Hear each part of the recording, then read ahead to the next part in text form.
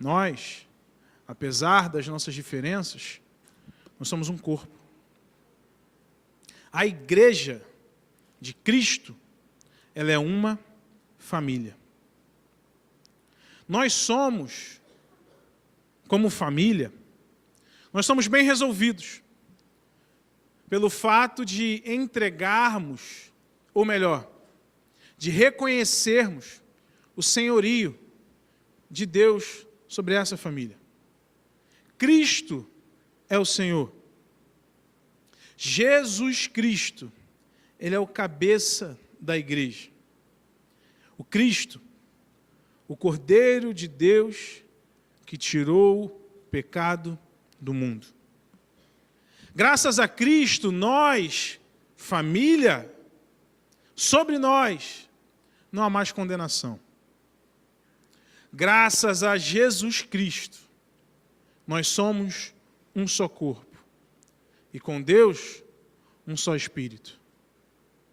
A unidade. Quando olhamos para o lado e vemos o número de pessoas que tem ao nosso redor, nós somos tomados por uma coragem. Uma coragem fundamentada nesse entendimento sobre unidade. Nós estamos juntos. Nós somos família. Nós defendemos e preservamos os nossos valores. Nós guardamos uns os outros. Nós escondemos a nudez dos nossos irmãos. Nós somos aqueles que estamos dispostos a servir. Se o irmão tropeçar, a gente estende a mão. Se o irmão estiver um pouco perdido, a gente se coloca disponível para ser boca de Deus na vida dele. Nós, graças a Jesus Cristo, ao sacrifício da cruz, nós fomos reconciliados com Deus. E nós, como corpo, nós somos um só povo, uma só família, uma só igreja, e nós temos um só propósito. Um propósito, uma missão, cumprir o ID, pregar o evangelho para toda criatura, batizá-la em nome de Jesus, discipular. Esse é o nosso propósito. Juntos, nós lutamos contra as forças do mal. Juntos, nós lutamos contra o inimigo das nossas almas. E nós nos colocamos à disposição. Nós levantamos as nossas sandálias, nós queimamos as nossas carroças e vamos em direção àqueles que estão perdidos e declaramos para o inferno ouvir: ei, o corpo de Cristo vai saquear o inferno. Nós vamos lá fora resgatar aquelas pessoas que estão tristes, perdidas, desamparadas, não conhecem a si mesmo, não conhecem a Deus e por conta disso estão sozinhos. Nós somos filhos de um pai, mas que nem todos têm um entendimento sobre essa paternidade. Nem todos estão usufruindo dessa paternidade, e é por isso que, como igreja, nós cumprimos um só propósito. E nós estamos em uma batalha espiritual. Nós estamos numa guerra, e eu quero te trazer essa certeza que nós estamos no meio de uma guerra entre carne e espírito, uma guerra dentro de nós, entre o santo e o profano. Nós estamos guerreando, nós somos a igreja de Deus contra o inimigo das nossas almas. Mas em alguns momentos das nossas vidas, a dificuldade fala um pouco mais alto. Em algumas situações que nós nos encontramos de vez em quando, o propósito ele é um pouco esquecido, porque chega uma dúvida. Nós somos seres humanos, a palavra de Deus ela é clara, que no mundo nós vamos ter aflição. Aflições, que é plural. E às vezes essas aflições nos trazem dúvidas. E a dúvida é o terreno que o inimigo precisa.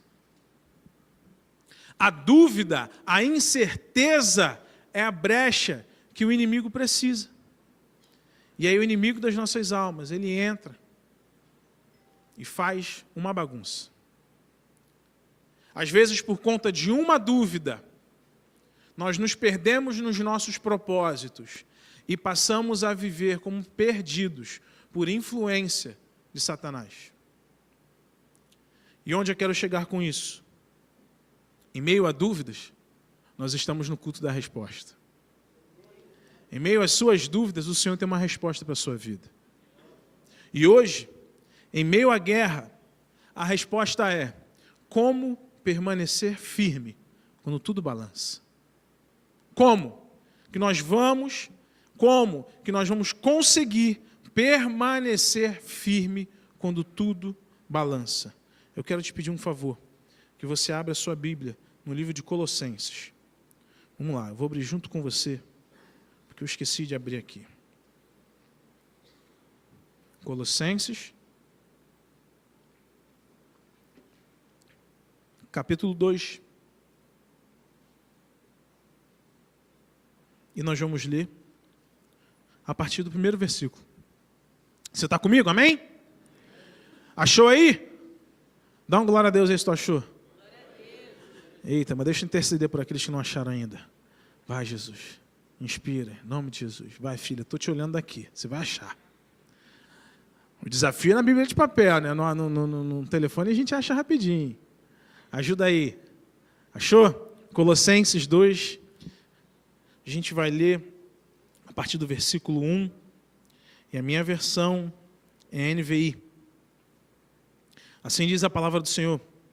Quero que vocês saibam quanto estou lutando por vocês, pelos que estão em Laodiceia e por todos os que ainda não me conhecem pessoalmente. Esforço-me para que o coração deles seja fortalecido, sejam unidos pelo amor e alcancem toda a riqueza do pleno entendimento, a fim de conhecerem plenamente o mistério de Deus, a saber, Cristo. Nele estão escondidos todos os tesouros da sabedoria e do conhecimento.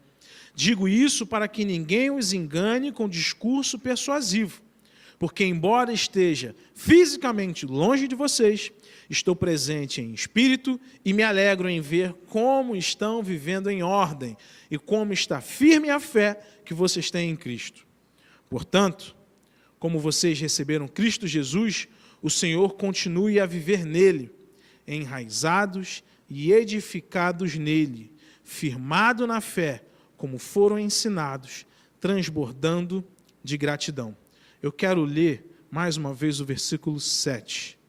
Enraizados e edificados nele, firmados na fé, como foram ensinados, transbordando de gratidão. Vamos orar? Santo Deus, nós te agradecemos, Pai, pelo privilégio de estarmos aqui diante do Senhor, pelo privilégio, Pai, de sentirmos a Tua presença. Nós te pedimos que o Senhor nos dê discernimento e entendimento sobre aquilo que o Senhor quer falar conosco nessa noite. Que as sementes aqui depositadas façam morada em nosso coração e venham a frutificar. Essa é a nossa oração. Em nome de Jesus. Amém. Quem fala aqui é Paulo. Paulo está falando para uma igreja. E ele está exortando essa igreja. Porque essa igreja, apesar de estarem compartilhando a verdade do Evangelho, apesar de terem o coração deles fortalecido, como diz no versículo 2, apesar de estarem unidos pelo amor e terem sido alcançados pelo entendimento, tudo aquilo que a gente estava falando, alcançados pelo amor, unidos, fortalecidos, com o entendimento de quem Deus é, apesar de tudo aquilo, era uma igreja que passava por dificuldades, era uma igreja que passava e enfrentava algumas lutas. E o que Paulo está passando aqui para essa igreja, a exortação de Paulo para essa igreja, responde à nossa pergunta. Em meio à guerra, como permanecer firme quando tudo balança? O primeiro ensinamento que a gente tira, nós vamos focar de maneira bem específica no versículo 7. O ensinamento primeiro que a gente tira aqui é enraizados e edificados nele. Então, como que a gente permanece firme quando tudo balança? Enraizados e edificados nele. Paulo, ele é muito didático. Paulo ele olha para a igreja, e é uma igreja localizada numa região de muita agricultura, de uma terra muito fértil. Uma igreja que está localizada numa região em que há muitos edifícios, muitos templos levantados a deuses pagãos. E aí Paulo, quando ele vai explicar para aquele povo, para aquela igreja, como eles devem permanecer, ele usa uma metáfora que o povo vai entender. Olha, vocês precisam ficar enraizados. Por que enraizados? Porque grandes árvores, elas são sustentadas pelas suas raízes. E é por isso que podem vir vendavais. Pode ventar à vontade. Talvez você já viu um desses vídeos. Dos vendavais, dos tufões, dos ciclones e as árvores balançando. Mas elas estão ali firmes. Porque as raízes, elas são profundas. E por conta de ter uma raiz profunda, a árvore mantém de pé.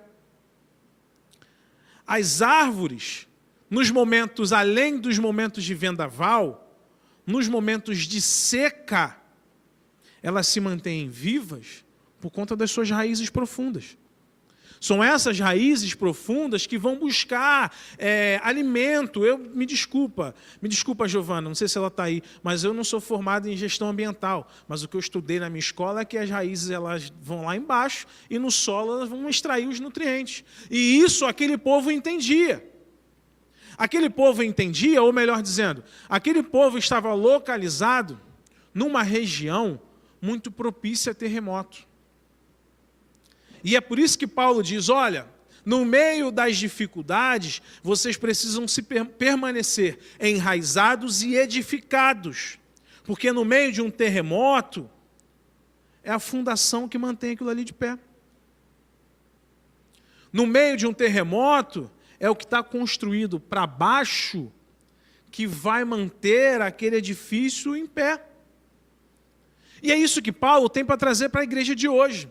Em meio às dificuldades, nós precisamos estar enraizados e edificados.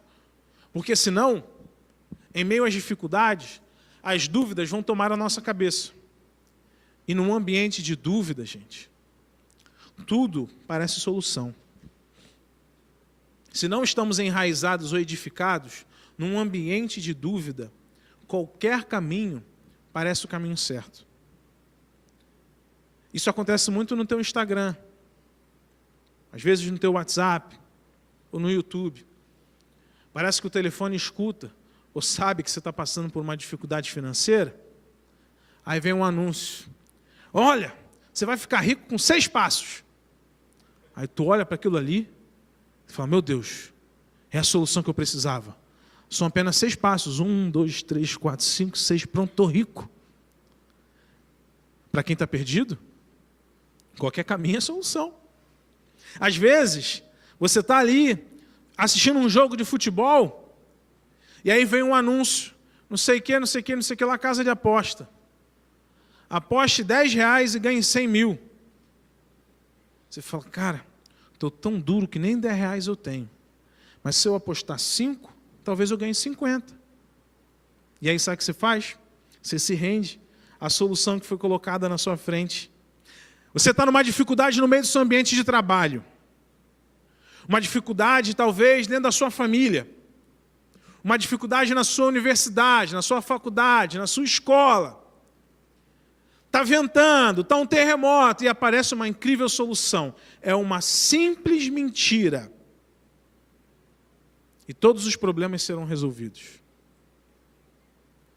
Irmãos, em meio às dificuldades, em meio a vendaval, em meio a terremoto, em meio a ciclone, em meio a seca, em meio a escassez financeira, em meio num momento de que você não tem caminho para seguir, nós precisamos permanecer enraizados e edificados no Senhor. Porque o Senhor, Ele não resolve o problema no improviso. Deixa eu te falar um negócio. A dificuldade que você está passando não pegou Jesus de susto, não. Não é necessário um improviso para resolver o teu problema. O povo de Deus, a igreja de Cristo, a família de Cristo, nós não resolvemos os nossos problemas através de improviso. O Senhor resolve através de milagre. Bater o cajado no mar e o mar se abrir, não foi um improviso. Meu Deus, eu não tenho o que fazer. Vocês estão vendo aqueles vídeos que estão agora com a inteligência artificial? Que a gente fica, né? Fica Moisés ali com o telefone. E olha só, o mar está fechado e não tem para onde ir. E que não sei o que, que não sei o que, que não sei o que lá. E aí parece que, pimba, encostou ali, o mar abriu, foi improviso. Gente, não foi improviso não, já estava tudo determinado.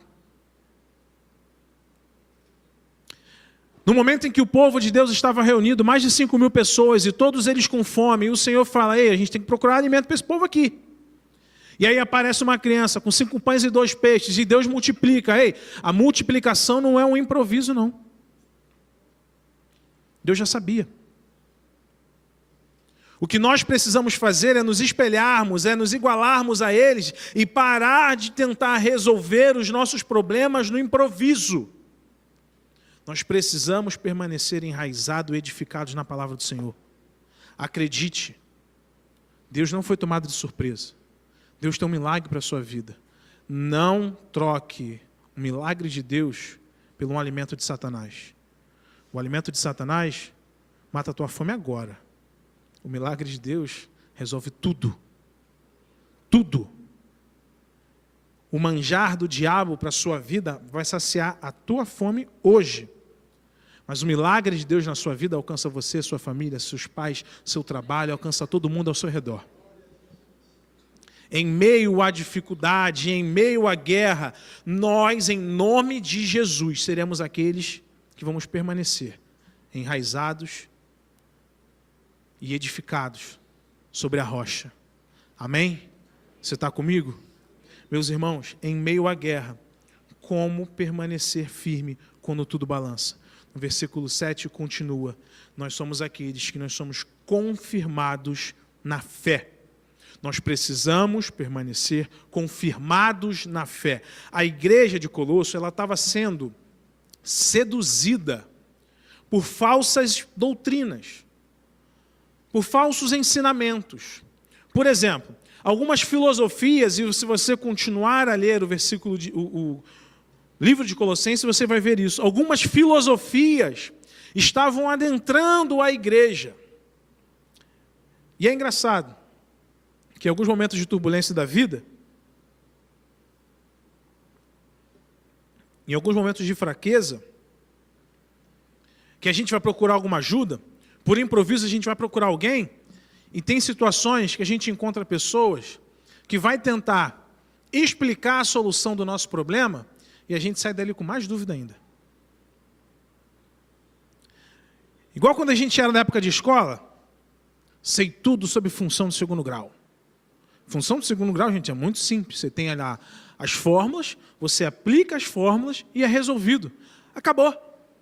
Mas aí vem um professor maravilhoso, com seus cabelos reluzentes, querendo externar uma sabedoria que é totalmente desnecessária. E aí ele investe 30 minutos em algo que ele consegue explicar em 3 minutos e os alunos saem dali com mais dúvida do que com certeza. Você conhece alguém assim? Alguém que vai te explicar alguma coisa e aí você, por exemplo, você é da área de direito, se formou, está lá, estudou pra caramba, às vezes nem estudou tanto, mas se formou. E na área que você trabalha, você tem conhecimento. Aí você vai parar com outro advogado. Vai falar, cara, estou passando por isso, tem que fazer uma petição, tem que resolver não sei o que lá. E você sabe o caminho. Você só compartilha para ver se de repente ele tem mais alguma coisa ali para contribuir, para te ajudar. E aí vem um doutor e vai querer te reexplicar tudo, e você sai dali com mais dúvida do que com certeza. Você fala, meu Deus do céu, eu achava que eu sabia, mas agora depois de conversar com essa pessoa, eu percebi que saber é a última coisa que eu tenho, não sei de nada. E existem filosofias como essas, que entram na igreja, e ao invés de continuarmos confirmados na fé, e nesse momento fé não é uma fé abstrata, é uma fé prática. Nós estamos falando de doutrina, fé na doutrina, nos ensinamentos da igreja. Aí entra qualquer pilantra dentro da igreja, começa a pregar qualquer filosofia barata, e a gente acaba acreditando. E aí a gente se vê cada vez mais perdido. ao invés de ir encontrado no corpo de Cristo. Você está aqui na igreja, no mesmo terreno, no mesmo lugar, mas você está desconectado com aquilo que Deus está fazendo, porque você decidiu, no meio de uma guerra, dar ouvido para alguém que prega tudo, menos o evangelho. Aí vai gerar mais confusão na sua cabeça do que certeza.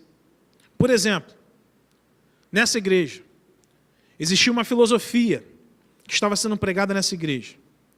Uma filosofia de que tudo que é material é ruim e de tudo que é espiritual é bom. A princípio, parece que não tem problema nenhum. Mas, se nós olharmos isso com uma lente, a gente vai perceber que se de fato tudo que é espírito é bom, tudo que é material é ruim, não faz sentido Deus que é espírito virar carne. Porque se ele é bom em sua essência, como é que ele vai se tornar alguma coisa ruim? E essa filosofia começa a entrar na igreja, nessa igreja de Colossos. E essa filosofia, como muitas outras, no primeiro olhar, parece inofensivo. Mas se nós prestarmos atenção, o que está dizendo é o seguinte, olha, essa filosofia, ela nega a encarnação de Cristo. Ela nega que Cristo encarnou, morreu na cruz e ressuscitou.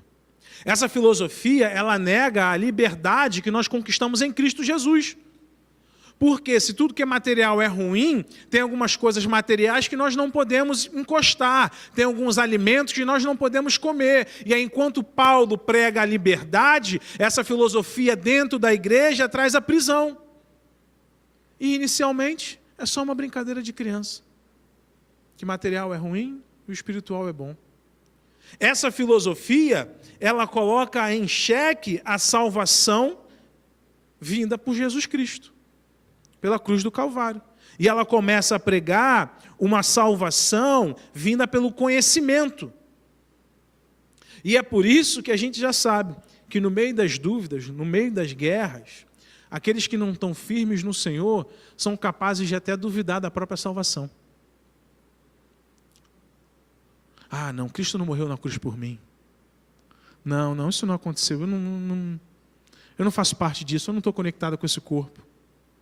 E é por isso que Paulo diz, ei, olha só, no meio da guerra, nós precisamos permanecer firme quando tudo balança. E se você não sabe, eu vou te ensinar, você precisa estar firme. Isso Paulo dizendo.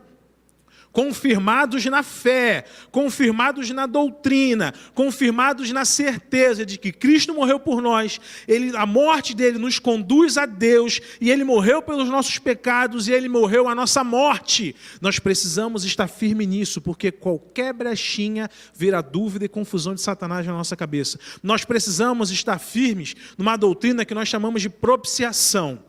Propiciação, a morte de Cristo, pacifica a ira de Deus. Nós não somos alvos da ira de Deus, e sim, nós somos alvos do amor de Deus. Mas se você deixar qualquer filosofia entrar no seu coração, você vai acreditar que Deus ama todo mundo, menos a você. Você precisa crer na doutrina da propiciação, você precisa crer na doutrina da redenção. Redenção, redimir a pessoa como se estivesse pagando. Olha, estou te redimindo pelo mal que eu te fiz. Nós fomos redimidos por Cristo Jesus na cruz. Cristo nos comprou, Ele nos comprou a preço de sangue. Alfredo, o que isso me ajuda no momento de luta? Que você tem que ter a certeza no seu coração e na sua mente que no momento de luta, o inimigo não tem autoridade nenhuma sobre a sua vida, porque Cristo te comprou a preço de sangue. Só Cristo tem autoridade sobre você. Irmãos, a gente precisa caminhar firme na doutrina da justificação. Nós fomos justificados por Cristo Jesus. Deus é o santo juiz. Cristo é o nosso advogado fiel. E nós fomos salvos na cruz de Cristo. Escuta bem o que eu estou te falando. Não fica aceitando palavra de condenação do inimigo sobre a tua vida, não. Não aceita, não. Deus não te condena, não. Não existe ira sobre você. Não existe ódio sobre você. Você é alvo de amor. Você foi reconciliado. Eu sei que às vezes o barco balança, a terra treme, As dificuldades vêm. Mas olha, palavra de condenação, não empresta teu coração para essa semente, não. Você foi salvo. Você foi reconciliado em Cristo Jesus. Continua firme na fé, crendo na doutrina do Evangelho. Não preste atenção nessas filosofias baratas que são pregadas aí fora. Preste atenção nisso não, filhão. Nesses evangelhos aí deturpados, atualizados. Não, o Evangelho é um só. Cristo morreu por você. Cristo te ama. Somente Jesus é o caminho, a verdade e a vida. No meio da dificuldade, isso não muda. Deus não muda. E as nossas certezas, a nossa fé, não pode mudar. Precisamos, em meio à guerra, permanecer firme na fé. E por último, a última arma. Em meio à guerra, como permanecer firme quando tudo balança? Transbordando em gratidão. Versículo 7. Meu amigo, é nesse momento que a gente engana o inimigo. No meio da luta, no meio da dificuldade, no meio das loucuras que a gente está vivendo e você está grato. O inimigo achando que ele tem autoridade sobre nós, achando que ele vai fazer e acontecer em meio às batalhas, e você expressando gratidão. Parece loucura. Mas o Evangelho é loucura para aqueles que são carnais. O Evangelho é loucura. Por isso que eu creio no Evangelho. Porque é loucura. Porque se alguém pudesse desenhar o Evangelho como... Não, olha só, você vai fazer parte de algo que é simples de entrar. Não precisa mudar nada. Não precisa fazer nada de diferente. Você não vai negar nada, não vai renunciar a nada. Aí eu começo a duvidar, né? Igual aquelas promoções que chegam no teu e-mail e você não clica porque tu sabe que é vírus. Ei, o Evangelho com Cristo, existem momentos que Deus vai pedir tudo. Existem dificuldades que a gente vai passar que Deus vai pedir tudo. E em meio a essas dificuldades, nós não seremos aqueles que vão abrir espaço para dúvida. Nós não seremos aqueles que nós vamos balançar diante dessas dificuldades, porque nós somos enraizados. Porque nós estamos edificados na rocha, que é Cristo Jesus. Porque nós estamos confirmados na fé, que é da sã doutrina. Meus irmãos, em meio às batalhas, nós sofremos algumas perdas. Certamente você sofreu algumas perdas. Eu também sofri. Mas eu aprendi a expressar minha gratidão em meio às perdas. Em meio às batalhas nós perdemos algumas pessoas. Certamente você já perdeu algumas pessoas. Eu também perdi. Mas a primeira coisa que eu fiz foi me blindar. Eu não coloquei um ponto de interrogação onde Deus colocou um ponto final. Ele é soberano. Não cabe a mim discutir, brigar. Não cabe a nós colocarmos dúvidas. Nós precisamos continuar expressando a nossa gratidão. Não é fácil. Mas é por isso que eu creio. Não é fácil. Eu não estou querendo te convencer a viver um evangelho florido. Um evangelho sem batalhas. Um evangelho sem renúncia. Não é fácil, mas irmãos, eu quero te convidar a aprender uma cultura de gratidão. Em meio às batalhas, você precisa continuar grato. Porque uma certeza eu e você temos: Cristo não perdeu o controle. Sejamos gratos, pelo menos, por estarmos vivendo debaixo da vontade de Deus. Salmo 103, versículo 19. O Senhor estabeleceu o seu trono nos céus, e como rei, Ele domina sobre tudo. Em meio às dificuldades, sejamos gratos. Não vamos abrir espaço para a dúvida, porque a palavra de Deus nos garante que, como rei, Deus domina sobre tudo. Romanos, capítulo 8, versículo 28. Sabemos que todas as coisas cooperam para o bem daqueles que amam a Deus, daqueles que são chamados segundo o seu propósito. A sua perda, ela vai cooperar para o bem. Ainda não está claro, talvez, mas creia, vai cooperar para o bem. Você ama a Deus? Eu tenho certeza disso. Vai cooperar para o bem. Provérbio 19, 21. Muitos são os planos no coração do homem, mas o que prevalece é o propósito do Senhor. Irmãos, estava no seu plano aquele emprego,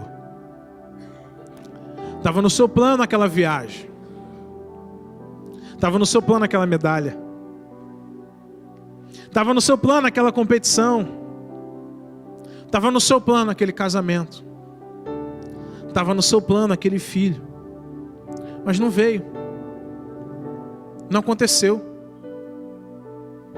Mas não é por isso que a gente vai duvidar do senhorio de Deus sobre a igreja. Ei, Deus não improvisou não, filhão. Ele tem um controle do mundo nas mãos dele. Tudo que você vive, viveu e ainda vai viver, vai cooperar para o bem. Porque nós amamos ao Senhor. Nós somos um corpo, nós somos uma só igreja. Deixa eu falar algo para você. Você perdeu a saúde? Se você perdeu saúde, deixa eu te falar, seja grato, porque você vai experimentar do sustento de Deus. Você perdeu seu emprego, está numa situação de financeira ruim, você perdeu dinheiro, foi enganado, seja grato, porque Ele vai prover na sua vida. Você perdeu um ente querido, um pai, um irmão, uma mãe, um filho, seja grato, porque em Deus está todo o consolo que nós precisamos. Eu e você temos tudo, porque Ele conquistou esse tudo por nós. Eu e você temos o Senhor no nosso coração. Nós temos acesso a tudo que nós precisamos. Eu e você, nós temos um ao outro. Um ao outro. Para te ajudar a fincar as raízes. Para te ajudar a te sustentar no meio dos vendavais. Para caso vier um terremoto e por um acaso você tropeçou e caiu, nós temos um ao outro para estender a mão e te levantar. Nós temos um ao outro.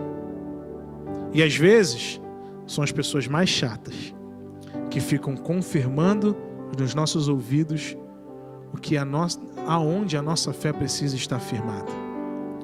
Aquelas pessoas que ficam, ei, fica tranquilo, Deus vai prover.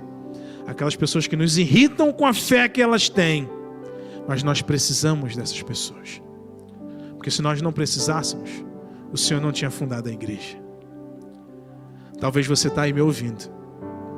Você está passando por esse momento de dificuldade. Talvez você está aí me ouvindo. Você está passando por esse momento de guerra. E você tentou improvisar e não deu certo. Às vezes o improviso piora. Ou melhor, em todas as vezes, o improviso piora. Mas, Alfredo, eu quero conhecer esse Deus. Eu quero conhecer esse amor. Eu quero fincar as minhas raízes. Eu quero ser edificado sobre essa pedra. Eu quero aprender sobre essa fé. Eu quero viver essa cultura de gratidão. O que é que eu faço? Para onde eu vou? Aonde eu pago? Onde é o Pix? Ei, filhão, não precisa pagar mais nada não. Deus já fez, está pago. É só uma oração. É só uma oração. Uma oração e o Espírito Santo de Deus vai fazer morada no teu coração. Apenas uma oração. Não precisa de mais nada. Apenas uma oração e a tua realidade muda. Apenas uma oração e a tua visão ela é ampliada. Apenas uma oração, os teus ouvidos são abertos e você vai entender, ouvir e discernir melhor a voz de Deus. Por quê? Porque o Senhor vai habitar dentro de você. É uma voz que flui de dentro. Você quer isso para a sua vida? Se você quiser isso para a sua vida, a gente vai fazer uma oração agora. Uma oração que você vai declarar que Deus, que o Senhor é o Senhor da sua vida. Uma oração em que nós vamos como igreja pedir perdão pelos nossos pecados. E uma oração que nós vamos declarar que Jesus Cristo é o nosso único e suficiente Salvador. Apenas isso, o Espírito Santo de Deus habita em você. E agora você está capacitado a viver todos esses passos que a Bíblia nos ensina no meio das suas guerras. Se você quiser isso, eu te peço uma gentileza, que você feche os seus olhos. E já te explico. Nós fechamos os olhos para que nada e nem ninguém tire a nossa concentração. Então feche os seus olhos. Incline a sua cabeça. Toda igreja. E eu vou fazer uma oração, você vai orar comigo. E você pode orar comigo em voz baixa. É você e Deus, é dentro do seu coraçãozinho. Ora assim comigo. Santo Deus, muito obrigado porque o Senhor me trouxe aqui nessa noite. Muito obrigado, Jesus, porque teu Espírito Santo está aqui. E Pai, eu me arrependo dos meus pecados. Eu me arrependo dos meus improvisos.